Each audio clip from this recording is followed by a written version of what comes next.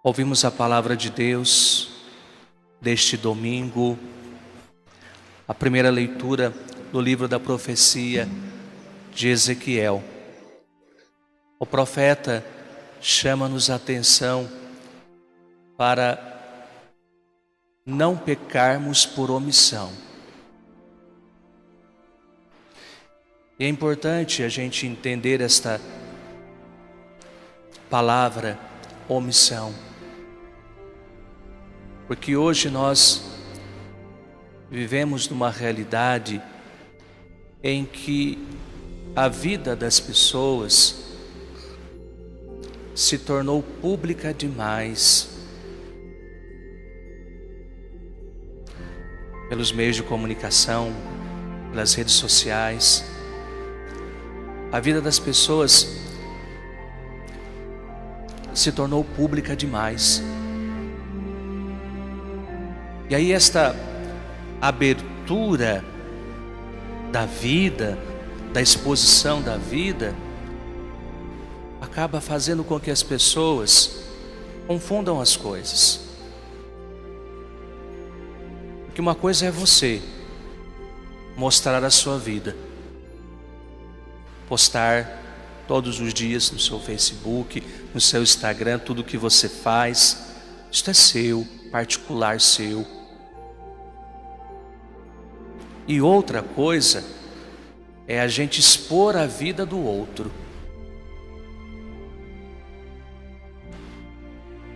Tem diferença.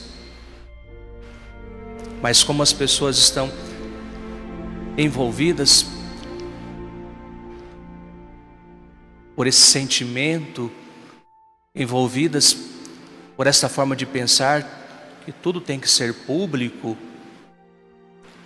nós acabamos por expor a nossa vida e também expor a vida do outro.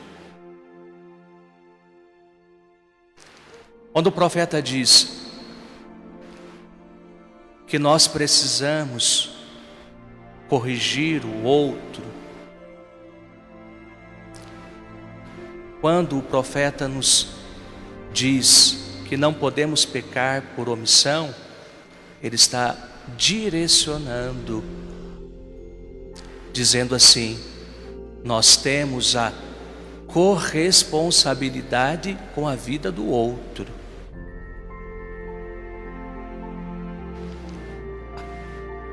A vida do outro precisa ser cuidada. E eu preciso ser uma presença na vida do outro que possa ajudá-lo.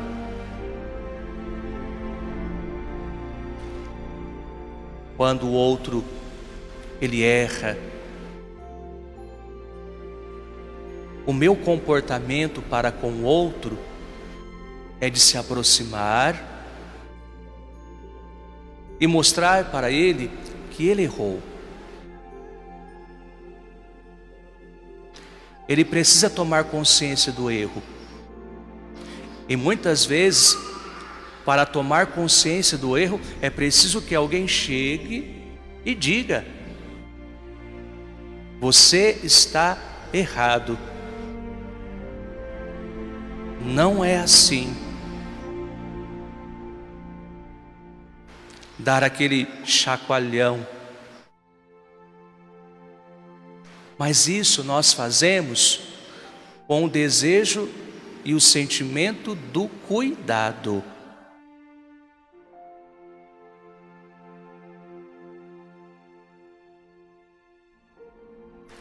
Muitas vezes acontece o contrário.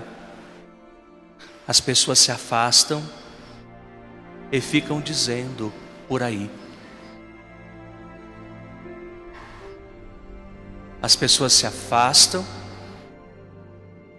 e ficam levando o pecado, o erro do outro para frente. O que isso resolve? O que resolve nós falarmos do erro dos outros? O que resolve a gente expor?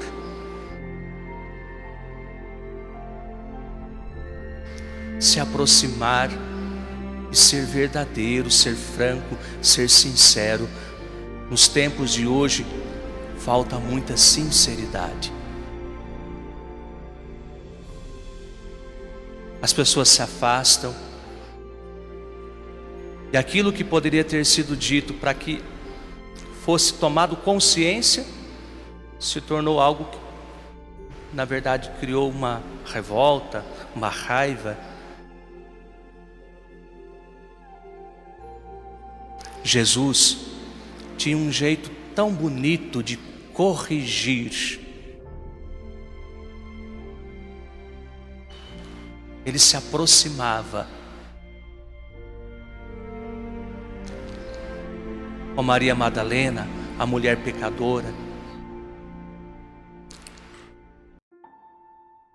Jesus se aproxima dela naquele momento em que ela estava para ser apedrejada, e Ele faz com que ela tome consciência do seu erro. E como Jesus faz isto?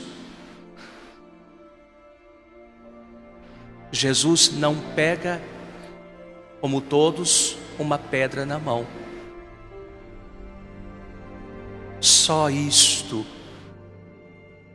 serviu para fazer com que Maria Madalena tomasse consciência. Jesus não pegou a pedra como os outros, mas Ele disse: teus pecados estão perdoados, vai e não peques mais.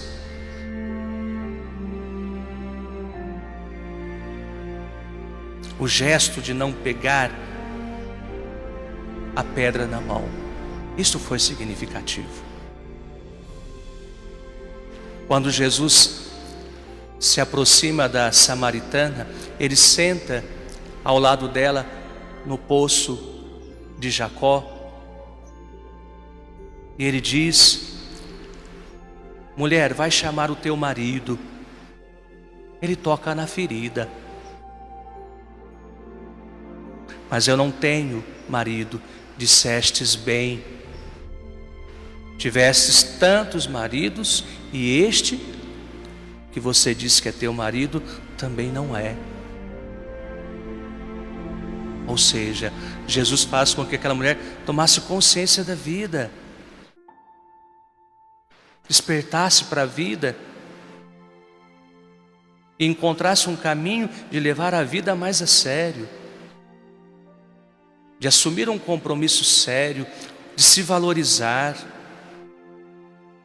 de se descobrir como pessoa nos seus valores. Jesus se aproxima e Ele,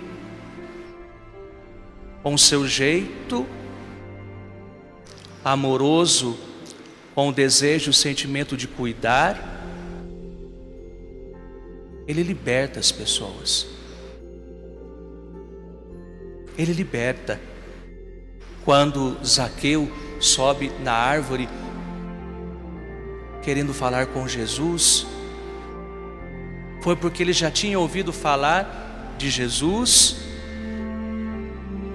e sabia que ali ele encontraria uma pessoa diferente de todas as outras que só o criticavam por ser um cobrador de impostos.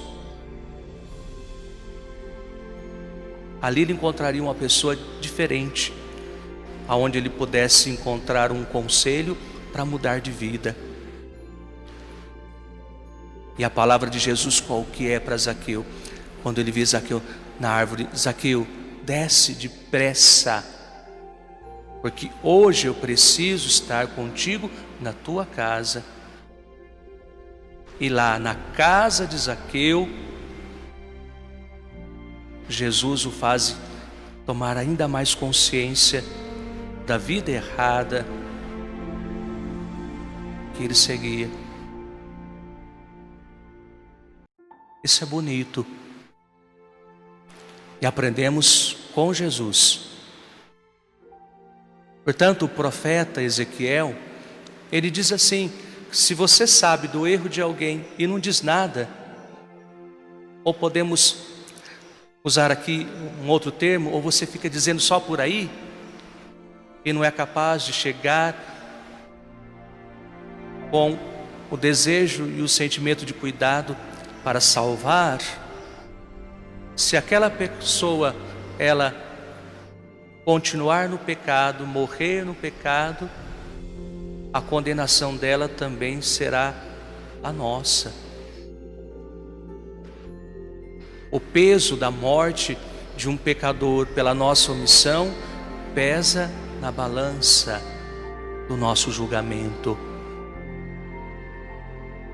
Por isso todo o esforço para salvar as pessoas, para ser na vida das pessoas alguém que possibilite ela tomar consciência do que está fazendo. E para que isso aconteça, a palavra nem sempre é doce, é delicada, mas a palavra é firme, é dita com firmeza, mas é dita olhando nos olhos. Olhando nos olhos. É desta palavra do profeta Ezequiel que nós entendemos também o contexto do Evangelho de São Mateus. Aí quando Jesus diz: se o teu irmão errar, pecar, vai corrigi-lo, mas em particular, a sós contigo. Essa palavra de Jesus é vivida por muitas pessoas. Existem testemunhos tão bonitos de pessoas que dizem: eu tomei coragem e fui conversar. Eu superei os meus sentimentos, a minha raiva, o meu julgamento, e eu fui conversar, e foi uma conversa tão boa. Eu imaginava que seria de um jeito, mas foi de outro. Que bom, você salvou uma pessoa. Por que estou dizendo isso? Porque talvez alguém possa pensar assim: mas nos tempos em que nós vivemos, quando você vai corrigir alguém, vai dizer uma palavra para alguém, a gente diz uma palavra, ouve duas. As pessoas não aceitam, as pessoas se revoltam, até se voltam contra nós. Também acontece isto. Mas se você não salvar e isto acontecer, fique tranquilo, porque você não pecou por omissão. Você fez um caminho, que é o caminho do Evangelho. Se essa pessoa não te ouviu, Jesus diz assim: toma uma outra pessoa, tome o melhor amigo, porque você sabe que aquela conversa não vai sair ali de você, o melhor amigo da pessoa e a pessoa. Mas padre, é difícil.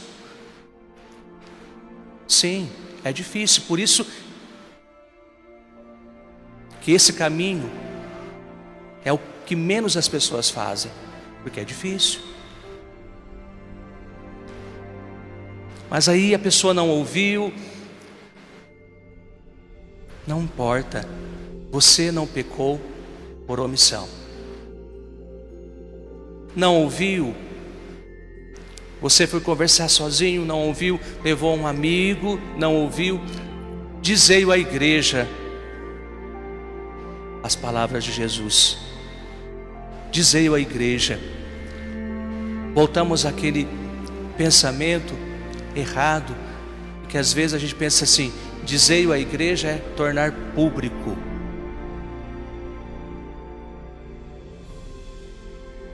Existem questões que precisam ser julgadas publicamente. questões. Mas quando nós falamos de relacionamento, aqui o Evangelho está falando de relacionamento, de você olhar para o seu irmão, os seus erros e seus pecados, como agir nos seus relacionamentos. Dizer à igreja talvez fosse assim: coloque nas suas orações, convide outras pessoas para rezar por esta pessoa.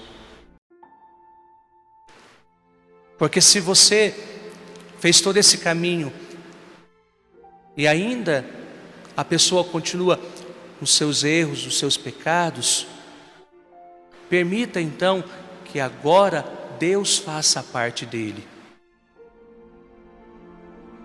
Coloque nas suas orações. Permita que Deus faça a parte dele. E Deus vai fazer a parte dele. Por quê? Porque primeiro você fez o caminho. E tudo aquilo que você disse para a pessoa, por mais que ela não tenha aceito, não tenha acolhido, vai ficar ecoando dentro dela. Não foi uma palavra perdida, não foi um diálogo perdido. Aquilo vai ficar ecoando dentro dela, e Deus, por obra do Espírito Santo, vai fazer a parte dele. Em algum momento, mesmo que seja o último dia da vida dessa pessoa, ela toma consciência plena e se arrepende. E se acontecer isso no último dia da vida, que bom. Que bom. Vamos receber no céu, diante de Jesus, a recompensa, porque salvamos uma pessoa. Portanto, é sério e desafiador viver a palavra de Deus, viver o Evangelho. Neste mês de setembro, nós celebramos a palavra de Deus. E aí, somos chamados à atenção de perceber a força que tem esta palavra. Quando nos permitimos ser orientados pelas nossas compreensões, pelo nosso ponto de vista, a vida é de um jeito. Nosso pensamento é de um jeito, nossas palavras são de um jeito, nossas atitudes são de um jeito. Mas quando a palavra de Deus, ela nos conduz, tudo é de um outro jeito. E eu vou dizer assim para você, com toda a certeza do meu coração, que é o melhor jeito. Não é o mais fácil, mas o resultado